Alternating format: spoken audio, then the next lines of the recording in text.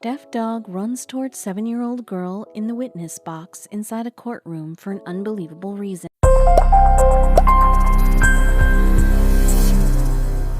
A dog is a man's best friend.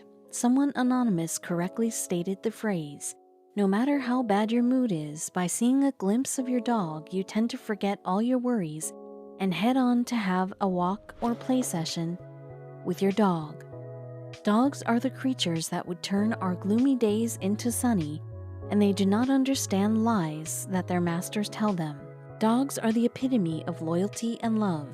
Ignoring their pain, these species heal the human's heart and soul.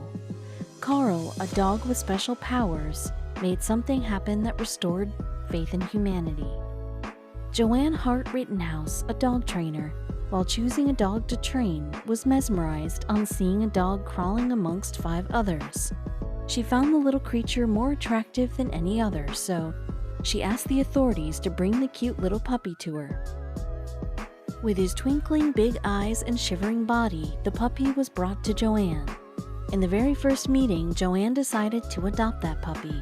Before she could actually do it, she was told the truth about the dog, which made Joanna rethink her words. Joanna was brought in to notice that the puppy she chose to adopt was a little special than any other puppies present there, as this pup lacked something vital for any creature or species on this earth. The thing he was not blessed with was the hearing power. The pet shop authorities took a bold step and honestly told Joanna that the dog she was about to adopt was deaf by birth. Other than that, the dog was perfectly fine and if well trained could respond like any other dog. This made Joanna silent for a while. Joanna, after knowing the fact, was a bit uneasy and not that confident about adopting the puppy. She took 5 minutes alone and thought that she had been training many dogs since she landed up in this course. Training a deaf dog would be challenging for her, but she would get to learn more while doing so. The dog trainer stepped inside the pet house again and with full determination asked the authorities to shift the deaf dog to her place. She agreed to train the deaf dog. Her decision made authorities happy and they wished her good luck for the rest of the training sessions. The day that dog arrived at her house, Carl could not resist herself from training the dog on the very first day. She gave the little pup the name Carl. Joanna wanted Carl to be the best among all her trained dogs because she found something special in Carl. Joanna spotted one positive aspect of being deaf. She discovered that training Carl would not be that difficult, as he would easily pass. There is a session in which a dog has to neglect background noises and stay still. In this, Carl could easily master. Carl and Joanna shared a perfect bond between master and pet. Joanna would treat Carl like human being and would always want best for the deaf pup. Carl, on the other hand, started understanding and reciprocating whatever he was asked to do. Unlike many other dogs, Carl was somewhat different. Ignoring the fact that he was deaf, he was still better than other dogs because he was not that ordinary pet dog. With the acceptance of the training, Carl accepted many other hidden responsibilities that he was supposed to take care of. Carl was being trained to become a canine circuit dog. He was entitled to be friendly and make humans feel safe and secure, especially kids. He underwent many of the training sessions before actually practicing the skills in an actual case. Carl was only 5 years old when he got his first case of making a child calm. All he had to do was stand beside the kid while the kid testifies in court. Carl started his journey on a positive note. Joanna brought Carl to the courtroom. While Carl went into the courtroom, many people were amazed by the fact that a deaf dog served as a canine circuit dog. The courtroom was filled with amusement when Joanna signaled Carl with her hands, and Carl responded to it. Carl was waiting for the kid to come so that he could make the kid a bit comfortable and the testification would be done in a proper manner. Carl's strong build was definitely going to make the kid feel safe, and the decision-making authorities could easily make a justified decision. Carl had successfully learned to understand sign language, and this just goes to show how amazingly intelligent he was. Carl had been trained to use American Sign Language to communicate. All the trainers were amazed as he quickly understood the commands shown to him. The wait was over. With an old woman, there came a little girl of 7 years or so. She was the one who needed to testify in the courtroom. With trembling legs, she stepped towards the chair that had been placed especially for her. As she came into the courtroom, she began to look here and there. This was an indication that the girl was not feeling calm and anxiety was hitting her over and over. This made Joanna send Carl near to the girl so that Carl could calm her down. Before Joanna could send Carl there, the judge ordered to bring the man in front of the audience so that the case could go on further. As the man came into the courtroom, the girl, who was already anxious, could not withstand to bear the look of that man. She felt uneasy and demanded to go out of the courtroom. That was the high time for Carl to meet that girl and make her stable. Joanna signaled Carl to sit beside the girl so that she could feel safe.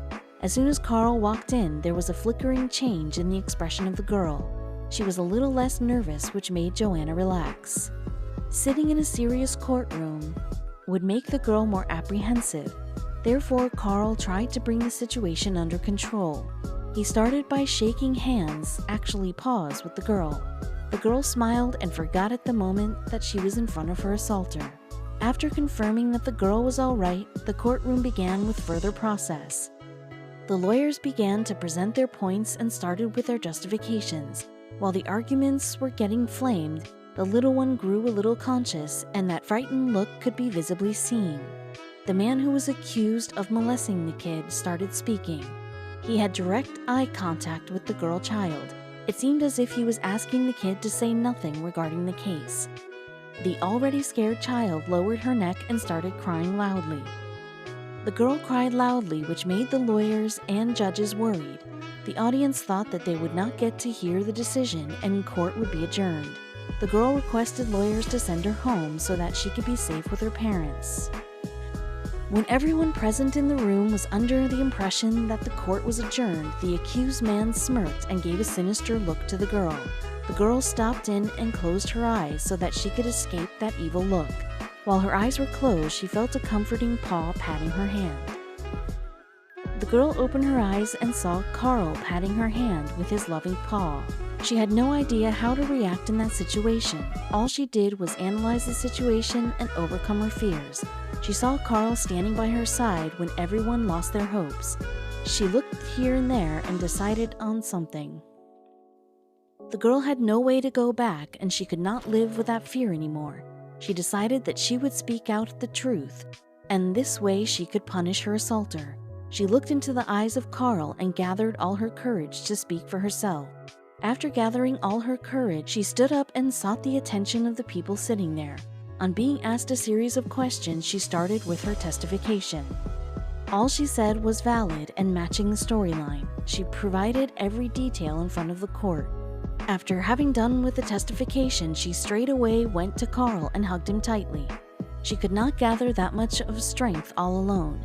The girl cried out loud and did not let Carl go of her sight. She talked to Carl and expected him to answer back. She did not know that Carl could not listen. She jumped around, but Carl stayed like a cemented statue. She instructed Carl to sit, but Carl could not listen. She raised her pitch so that she could be audible enough. To her dismay, Carl did not respond to her. As Joanne saw her speaking on the top of her voice, she broke in and asked the little girl to slow down a little. The girl complained that Carl was not listening to her, which made her a little sad. Joanne smiled and told the girl that Carl could not listen. Hearing this fact, the girl was taken aback and asked if he could get back his hearing power. Ignoring her questions, Joanne changed the topic by saying that she was brave there. Joanne knew that the little girl went through a lot, and whatever she did needed a lot of effort. The little girl was unaware of the fact that she was actually assaulted by the man, which is a great deal. Joanne concluded that the girl was brave and bold enough to raise her voice against the odds in front of everyone. After Joanne was finished speaking, the girl turned to Carl and whispered in his ear. "Thank you, friend, you are the best," she said. "Christmas is around the corner, and I would write to Santa asking him to give you your hearing power."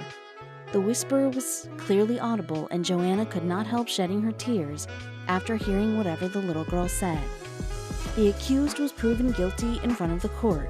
He was been taken to prison by the cops. While leaving the courtroom, he clenched his teeth and stared at the little girl with those nasty eyes. This time, for a change, the girl stared him back ferociously, which made the man break eye contact. Joanna was impressed by the confidence the girl built up at that moment. The difference in the attitude of the little girl was drastic.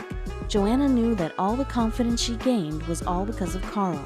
Carl was the one who supported the girl when everything and everyone was against her. Carl came in for her like a source of inspiration, which made him a hero in front of the girl. The little girl expressed that she wants to be friends with Carl for her lifetime. She asked for the address and phone number so that she could come and visit Carl whenever she wished to. Joanna, without a second thought, gave the little girl her card and invited her to visit her house. This marked the starting of a new friendship that is yet to be flourished.